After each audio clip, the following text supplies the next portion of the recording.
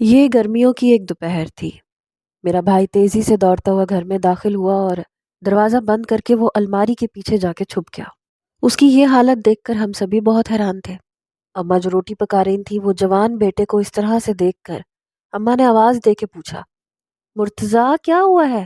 میں بھی حیرت سے بھائی کو دیکھ رہی تھی۔ وہ کوئی چھوٹا بچہ تو نہیں تھا، 25 سال کا ایک جوان لڑکا تھا۔ اس کا یوں الماری کے پیچھے چھپنا اور تھر تھر کانپنا ہم سب کو پریشان کر گیا تھا۔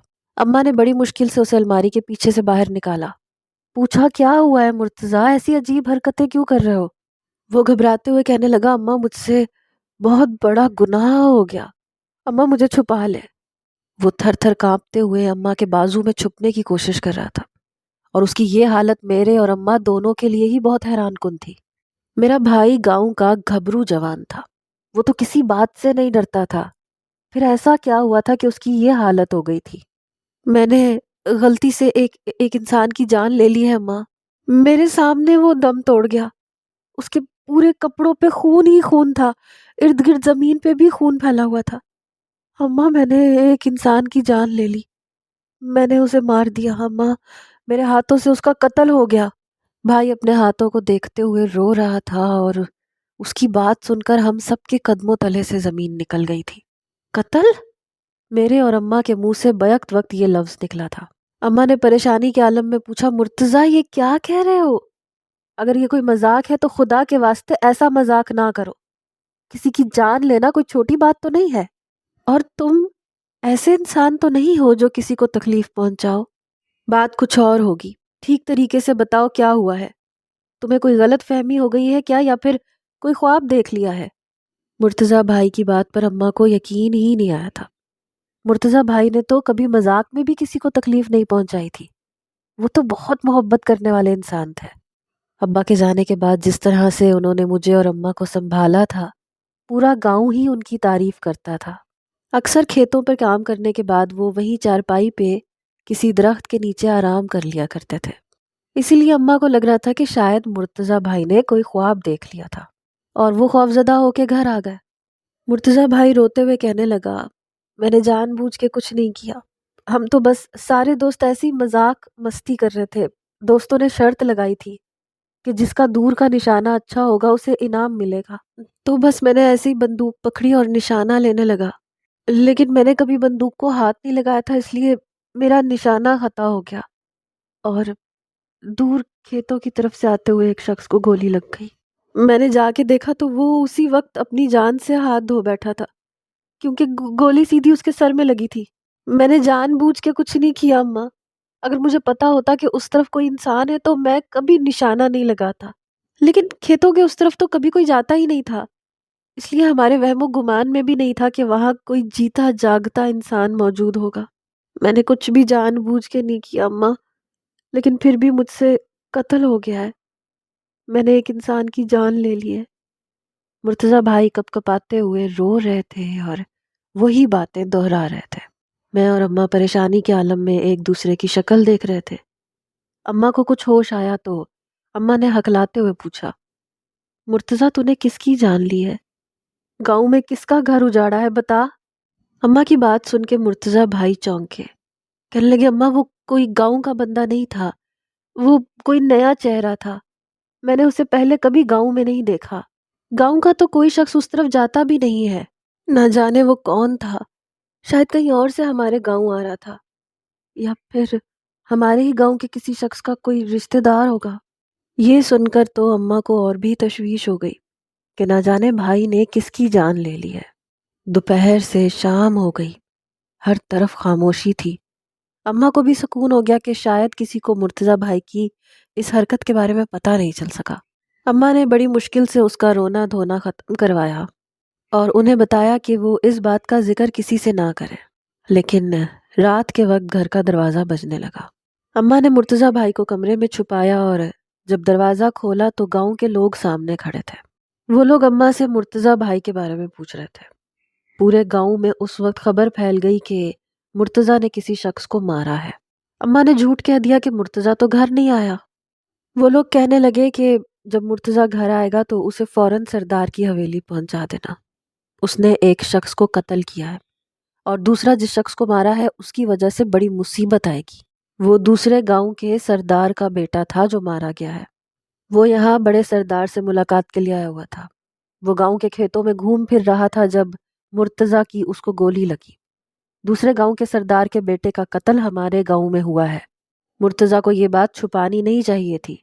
وہ تو اس گاؤں سے کچھ لوگ اس سردار کو ڈھونڈتے ہوئے یہاں آئے اور پھر ہمارے سردار نے تلاش کروائی تو اس کی ڈیڈ باڈی ملی، اور مرتضیٰ کے دوستوں نے اس بات کی گواہی بھی دی ہے کہ یہ قتل مرتضیٰ نے ہی کیا ہے۔ اس قتل کی وجہ سے دونوں گاؤں میں دشمنی کی شروعات ہوگی، تو پھر گاؤں والوں کو بھی بہت نقصان پہنچے گا۔ اسی لیے مرتضیٰ کو ان لوگوں کے حوالے کرنا ہی ہم سب کے حق میں بہتر ہے۔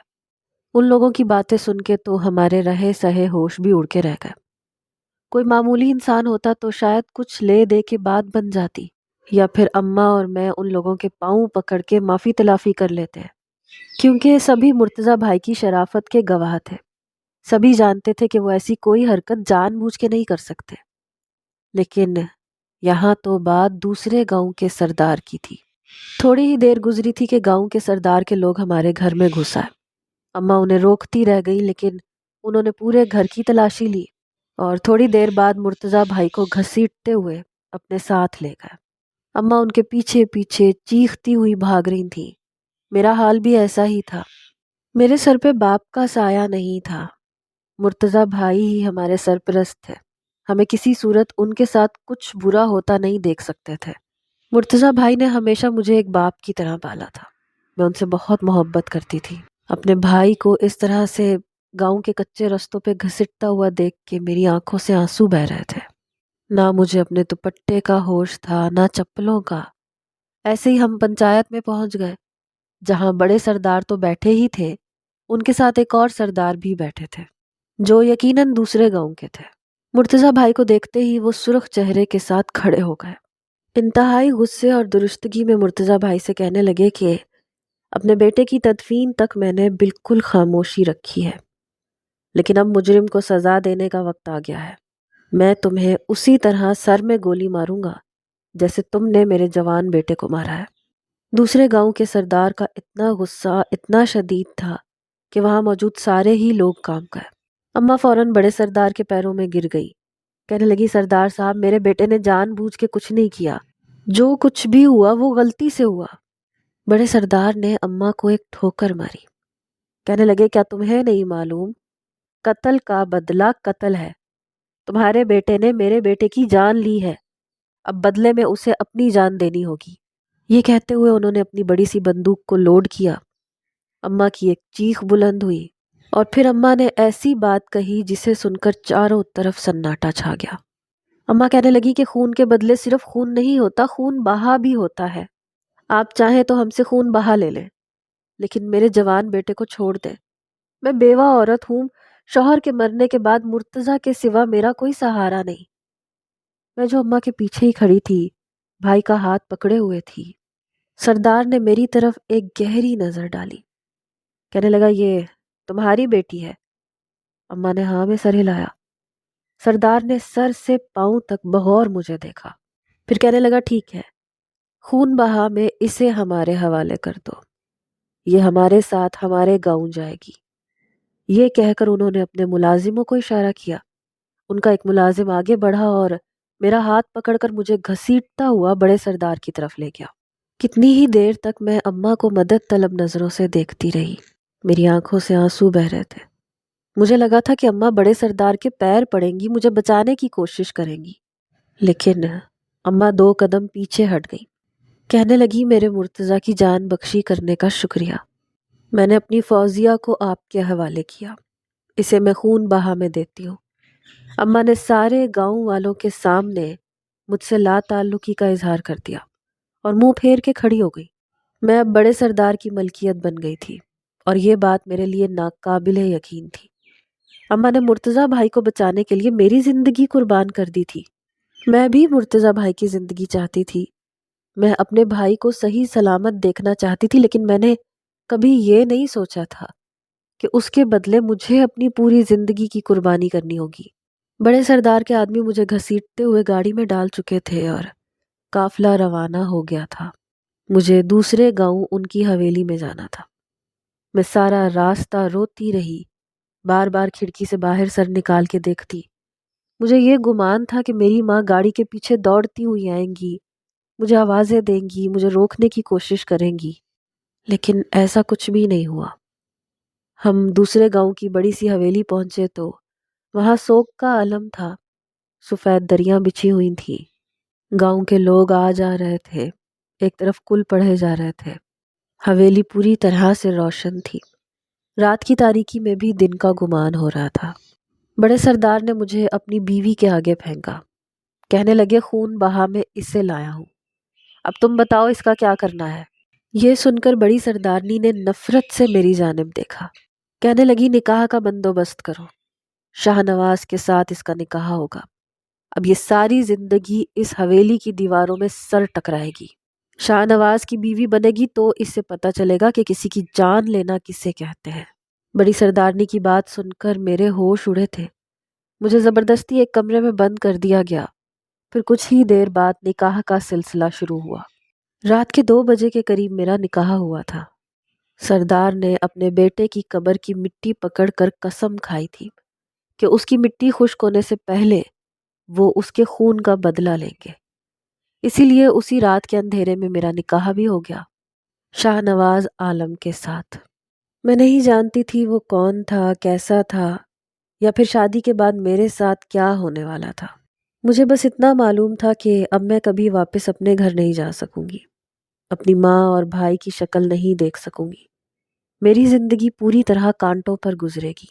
میں نے آنکھیں بند کر کے قبول ہے کہا تھا اور خود کو ایک اندیکھے شخص کے حوالے کر دیا تھا۔ تھوڑی دیر بعد مجھے پکڑ کر ایک دوسرے کمرے میں پہنچا دیا گیا جو بہت بڑا اور عالی شان تھا۔ میرے ساتھ ساتھ ایک ادھیڑ عمر ملازمہ تھی، میں روئے چلی جا رہی تھی۔ مجھے روتا ہوا دیکھ کے وہ ملازمہ کہنے لگی کہ تم تو شکر مناؤ بی بی کہ تمہیں یہاں ملازمہ نہیں بنایا جا رہا، بلکہ تم سردار کے بیٹے کی بیوی بنی ہو، ایک طرح سے سردارنی ہی کہلاؤ گی۔ اس کی بات سن کے میں اچھل پڑی تھی کہ سردار نے میری شادی اپنے بیٹے سے کروائی تھی۔ مجھے تو لگا تھا کہ وہ مجھے اپنے کسی ملازم کے حوالے کرے گا۔ میں غیر یقینی کی حالت میں اسے دیکھ رہی تھی، پھر وہ کمرے سے نکل کے باہر چلی گئی۔ میں عالی شان سے بستر پر بیٹھی اپنی قسمت پر ماتم کنا تھی کہ جبھی کمرے کا دروازہ کھلا اور ایک لمبا چوڑا 30 سالہ آدمی اندر داخل ہوا۔ اندر آتے ہی اس نے زور سے دروازہ بند کیا۔ میری روح کانپ اٹھی، مجھے لگا اب وہ میرے قریب آئے گا، مجھے مارے گا، پیٹے گا، اپنے بھائی کی موت کا ذمہ دار ٹھہرائے گا اور بدلہ لینے کے لیے کسی بھی حد تک چلا جائے گا۔ لیکن اس وقت میں حیران رہ گئی جب وہ بستر پہ چڑھ گیا اور اچھل کود کرنے لگا۔ وہ خوب زور زور سے ناچ رہا تھا، پھر اچانک ہی وہ میرے قریب آ بیٹھا، کہنے لگا میری دلہن تو بڑی خوبصورت ہے۔ اس نے میرے گالوں کو اپنے ہاتھوں میں دبوچا اور پھر غور سے میری آنکھوں میں دیکھنے لگا۔ میں حیرت سے اس خوبصورت لمبے چوڑے جوان کو دیکھ رہی تھی جو کسی معصوم بچے کی طرح آنکھیں پٹ پٹا کے مجھے دیکھ رہا تھا۔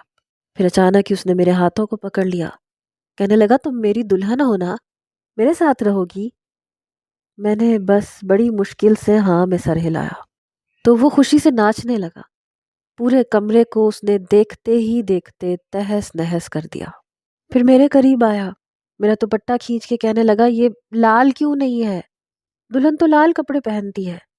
میں ابھی تک اپنے اسی گلابی جوڑے میں تھی جو میں نے اپنی ماں کے گھر میں پہنا ہوا تھا۔ میں پریشانی سے کبھی اسے تو کبھی اپنے جوڑے کو دیکھ رہی تھی۔ اس نے میرا دوپٹہ دور پھینکا، پھر چیخنے چلانے لگا میری دلہن کو لال جوڑا پہناؤ، میری دلہن کو لال جوڑا پہناؤ۔ اس کی چیخوں کی آواز پہ بڑی سردارنی کمرے میں آئی، پھر انہوں نے گھور کے مجھے دیکھا، کہنے لگی یہ تمہارا شوہر ہے، آج سے شاہ نواز کو سنبھالنا تمہاری ذمہ داری ہے، اب تم اسے بتاؤ کہ تمہارے پاس سرخ جوڑا نہیں ہے۔ اپنی ماں کی بات سن کر شاہ نواز ان سے ناراض ہو گیا، کہنے لگا اماں میری دلہن کو لال جوڑا کیوں نہیں پہنایا، میری دلہن کو لال جوڑا پہناؤ۔ انہوں نے کچھ دیر بیٹے کو سمجھانے کی کوشش کی، لیکن پھر اس کی ضد پر انہوں نے فوراً ملازمہ سے ایک لال جوڑا منگوایا اور میرے حوالے کر دیا۔ میں تھوڑی ہی دیر بعد لال جوڑے میں شاہ نواز کے آگے کھڑی تھی اور وہ بچوں کی طرح تالیاں بجا رہا تھا۔ بڑی سردارنی کہنے لگی میرا بیٹا ذہنی طور پر معذور ہے، آج سے تم اس کی دیکھ بھال کرو گی، اور اگر میرے بیٹے پر ذرا سی آنچ بھی آئی تو میں تمہاری جان اپنے ہاتھوں سے لوں گی۔ وہ مجھے دھمکاتے ہوئے کمرے سے نکل گئی تھی، جبکہ ان کے جاتے ہی شاہ نواز مجھے اپنے سامنے بٹھا کے گھور گھور کے دیکھ رہا تھا۔ لال دوپٹہ دیکھ کر تو اس کی خوشی کی انتہا ہی نہیں رہی تھی۔ تالیاں بجاتے ہوئے کہنے لگا، میری شادی ہو گئی، میری شادی ہو گئی، اور میں اور بھی زور زور سے پھوٹ پھوٹ کے رونے لگی، کیونکہ میری زندگی میں جو سیاہی تھی وہ حد سے زیادہ بھیانک تھی۔ ایک ایسے شخص کے ساتھ جو ذہنی طور پر بالکل بھی ٹھیک نہیں تھا، اس کے ساتھ ساری زندگی گزارنا ایک بدترین سزا تھی۔ مجھے روتا ہوا دیکھ کر شاہ نواز مجھے چپ کروانے کی کوشش کر رہا تھا۔ میں نے اپنے جذبات پہ قابو پایا، خود کو شاہ نواز کے حوالے کر دیا۔ وقت تیزی سے گزرنے لگا، میں اپنے آپ کو ان حالات میں سمجھوتا کرنے کے لیے راضی کر چکی تھی۔ سارا دن میں کمرے میں بند رہتی، شاہ نواز میرے آس پاس کھیلتا رہتا، میں اس کا خیال رکھتی، مگر وہ ہر وہ کام کرتا جس سے اسے چوٹ لگتی، اور ایسے میں اسے سنبھالنا بہت ہی مشکل ہوتا۔ کئی دنوں بعد ایک دن شاہ نواز حویلی سے باہر جانے کی ضد کرنے لگا۔ وہ سردارنی کے پیچھے لگا تھا کہ وہ مجھے لے کر گاؤں میں گھومے پھرے گا۔ پہلے تو انہوں نے اجازت نہیں دی، لیکن پھر گارڈز کے ساتھ ہمیں گاؤں میں بھجوا دیا گیا۔ وہ مجھے لے کر اپنے باغوں میں گھومنے لگا۔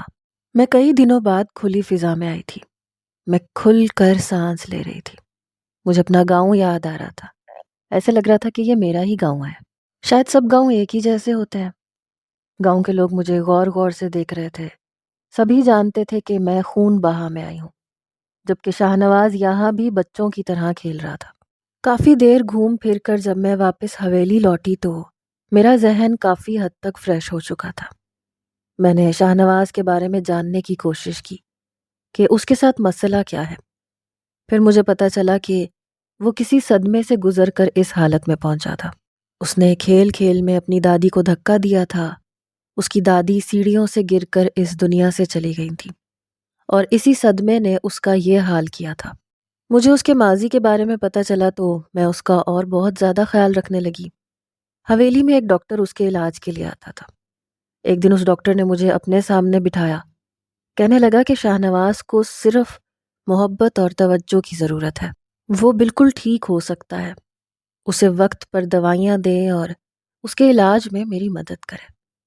جیسے جیسے ڈاکٹر نے کہا میں نے ویسے ہی کرنا شروع کر دیا۔ میں بار بار شاہ نواز کو یہ سمجھاتی کہ اس نے جان بوجھ کے کچھ نہیں کیا تھا، وہ صرف اور صرف ایک حادثہ تھا۔ مجھے شاہ نواز سے محبت ہو گئی تھی۔ کچھ ہی عرصے کے بعد شاہ نواز میں کافی تبدیلیاں آنا شروع ہو گئیں۔ میرا ہاتھ پکڑ کر اس نے زندگی کے جن راستوں پر قدم رکھا تھا، اس کے بعد وہ بہت بہتر ہو گیا۔ آہستہ آہستہ نہ صرف اس کی حالت میں سدھار آیا بلکہ وہ ہمارے رشتے کو بھی قبول کرنے لگا۔ ہم دونوں کے درمیان سب کچھ ٹھیک ہو رہا تھا، اور پھر تقریباً 4 سال بعد میری زندگی میں وہ دن آیا جب میرا شوہر مکمل طور پر صحت مند ہو گیا۔ وہ ماضی کے اس ٹراما سے نکل آیا تھا جس کی وجہ سے وہ ذہنی طور پر بچہ بن گیا تھا۔ میرے لیے شاید اس سے زیادہ خوشی کی بات کوئی اور ہو ہی نہیں سکتی تھی کہ میں نے اپنی محنت، محبت اور توجہ سے شاہ نواز کو ٹھیک کر دیا تھا۔ گزرے 4 سالوں میں اپنے گھر کو بھی بھول گئی تھی۔ کبھی کبھی مجھے اپنی ماں اور بھائی کی یاد آتی تھی، لیکن شاہ نواز کی محبت چند ہی لمحوں میں مجھے اس دکھ سے باہر نکال دیتی تھی۔ شاہ نواز نے نہ صرف میرے حقوق ادا کیے تھے، بلکہ کبھی کبھی تو اس کے انداز میں اتنی محبت اور وارفتگی ہوتی تھی کہ میں اپنے آپ کو خوش نصیب تصور کرنے لگتی تھی۔ وہ نہ صرف مجھ سے بے حد محبت کرتا تھا بلکہ میری بہت عزت بھی کرتا تھا، اور یہی بات مجھے اس کے اور بھی قریب کر دیا کرتی تھی۔ شاہ نواز کے اندر وڈیروں جیسی کوئی بات نہیں تھی، وہ بالکل عام انسان جیسا تھا، سیدھا سادہ، شریف، محبت کرنے والا مرد۔ کبھی کبھی تو میرا ہاتھ پکڑ کر اس طرح محبت کا اظہار کرتا کہ میں اس کے لفظوں کے سحر میں جکڑ سی جاتی۔ وہ میرے قریب ہوتا تو مجھے کوئی غم محسوس نہ ہوتا۔ میں ماضی کی ہر بات کو شاہ نواز کی محبت کے آگے بھلا چکی تھی۔ میں نے اپنی زندگی کو پوری طرح سے قبول کر لیا تھا، اور اب تو میں اپنی زندگی شاہ نواز کے سنگ جینے لگی تھی۔ مجھے لگا تھا کہ اب زندگی میں سب کچھ ٹھیک ہو گیا ہے، میں ہمیشہ شاہ نواز کے ساتھ ایک خوبصورت زندگی گزار سکوں گی، لیکن قیامت تو مجھ پر اس وقت ٹوٹی جب بڑے سردار نے شاہ نواز کی شادی کا اعلان کیا۔ ان کی بات سن کر میرے قدموں تلے سے زمین نکل گئی تھی۔ وہ کہنے لگے کہ میں دوسرے گاؤں کی سردار کی بیٹی سے اپنے بیٹے کی شادی کروں گا، سارے گاؤں میں خوب جشن ہوگا، حویلی میں اب خوشیاں منائی جائیں گی۔ یہ سن کر میں جو ایک کونے میں کھڑی تھی، مجھے ایسے لگا کہ میرے سر پر آسمان گر گیا ہو۔ میں شاہ نواز کی بیوی تھی اور میرے ہی سامنے اس کی دوسری شادی کی بات ہو رہی تھی۔ شاہ نواز بھی اپنے باپ کی طرف دیکھ رہا تھا۔ شاہ نواز کو ابھی تک میری حقیقت معلوم نہیں تھی کہ میں اس کی بیوی کیسے بنی۔ اسے اس کے بھائی کے قتل کے بارے میں بھی زیادہ کچھ معلوم نہیں تھا۔ اس سے یہ باتیں ہمیشہ چھپائی گئی تھیں تاکہ اس کی ذہنی حالت پر مزید برا اثر نہ پڑے، مگر آج بڑے سردار نے اسے بتا دیا کہ میں اس کے بھائی کی موت کے بدلے میں اس کی بیوی بن کر یہاں آئی ہوں۔ وہ کہنے لگے کہ خون بہا میں آئی یہ لڑکی اب ایک ملازمہ کے طور پر ساری زندگی ہمارے گھر میں رہے گی اور ہم دھوم دھام سے تمہاری شادی کریں گے۔ ہمیں وارث چاہیے کیونکہ اب تم ہمارے اکلوتے بیٹے ہو۔ میرے لیے مزید وہاں رکنا ناممکن تھا۔ میں اپنے کمرے میں چلی آئی اور پھوٹ پھوٹ کے رونے لگی۔ شاید میرے مقدر میں رونا ہی لکھا تھا۔ مجھے یقین تھا کہ یہ جاننے کے بعد کہ میں اس کے بھائی کی قاتل کی بہن ہوں، وہ مجھے کبھی نہیں اپنائے گا۔ خون بہا میں آئی لڑکیوں کی کیا حیثیت ہوتی ہے، یہ ہم گاؤں والوں کو اچھی طرح معلوم ہوتا ہے۔ مجھے بھی پتا تھا کہ میں سوائے مٹی کے اور کچھ بھی نہیں، مگر میرے لیے سب سے زیادہ مشکل عمل اپنے شوہر کو بانٹنا تھا۔ میں شاہ نواز سے بے انتہا محبت کرتی تھی اور اسے کسی اور کے ساتھ دیکھنا میرے لیے ہرگز بھی ممکن نہیں تھا۔ میں نے 4 سال دن رات اس کی خدمت کی تھی، اس کا خیال رکھا تھا۔ میری زندگی میں اس کے سوا کچھ بھی تو نہیں تھا۔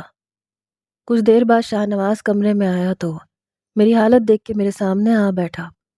پوچھنے لگا کیا بات ہے فوزیہ، کیوں رو رہی ہو؟ میں نے بڑی مشکل سے اسے بتایا کہ میں اس کے باپ کی بات سن چکی ہوں، اس کی شادی کی بات نے مجھے تکلیف پہنچائی ہے۔ میں نے اس کے پاؤں پکڑ لیے۔ میں نے کہا شاہ نواز، آپ چاہیں تو دوسری شادی کر لیں لیکن مجھے طلاق نہ دیجیے گا، مجھے اپنی زندگی سے نہ نکالیے گا، میں مر جاؤں گی۔ میرے آنسو دیکھ کر شاہ نواز نے مجھے سینے سے لگا لیا۔ کہنے لگا بابا کو وارث چاہیے اور اس کے لیے مجھے دوسری شادی کرنے کی کوئی ضرورت نہیں ہے۔ تم میری بیوی ہو اور میں تمہارے ذریعے بابا کو وارث دے سکتا ہوں۔ شاہ نواز کے چہرے پر مدھم سی مسکراہٹ تھی۔ میں نے حیرت سے شاہ نواز کو دیکھا اور پوچھا کہ کیا آپ یہ جانتے ہوئے بھی مجھے اپنی بیوی کا درجہ دیں گے کہ میں آپ کے بھائی کے قاتل کی بہن ہوں؟ شاہ نواز مسکرا کے کہنے لگا کہ جس طرح میں نے اپنی دادی کو جان بوجھ کے نہیں مارا تھا، بالکل اسی طرح تمہارے بھائی نے میرے بھائی کو جان بوجھ کر قتل نہیں کیا۔ میں نے بابا سے ساری بات پوچھی تھی۔ بابا نے خود اس بات کا اعتراف کیا ہے کہ تمہارے بھائی کی گولی غلطی سے میرے بھائی کو لگی تھی، پھر میں اس کی سزا تمہیں کیسے دے سکتا ہوں؟ شاہ نواز نے نہ صرف مجھے معاف کیا تھا بلکہ حویلی میں سردارنی کا درجہ دیا تھا۔ وہ میرا بہت خیال رکھتا تھا۔ میری زندگی پوری طرح سے خوشیوں سے بھر گئی تھی۔ کبھی کبھی مجھے یقین نہیں آتا کہ خون بہا میں آئی لڑکیوں کو ایسی عزت بھی ملتی ہے، لیکن اگر مرد خود عزت دار ہو تو وہ عورت کو عزت ضرور دیتا ہے، اور یہ بات میں نے شاہ نواز سے سیکھی ہے۔ میں حاملہ ہو چکی ہوں، جلد ہی میں حویلی کو وارث دینے والی ہوں۔ مجھے یقین ہے کہ اس کے بعد میری زندگی میں اور بھی خوشیاں ہوں گی۔ شاہ نواز کی اماں یعنی بڑی سردارنی نے بھی مجھے اپنی بہو تسلیم کر لیا ہے، کیونکہ گزرے 4 سالوں میں میں نے ان کی آنکھوں کے سامنے ان کے بیٹے کے لیے بہت کچھ کیا ہے، اور اب تو میں اس حویلی کو وارث دینے جا رہی ہوں۔ آپ سب سے یہ گزارش کرتی ہوں کہ میرے حق میں دعا کریں۔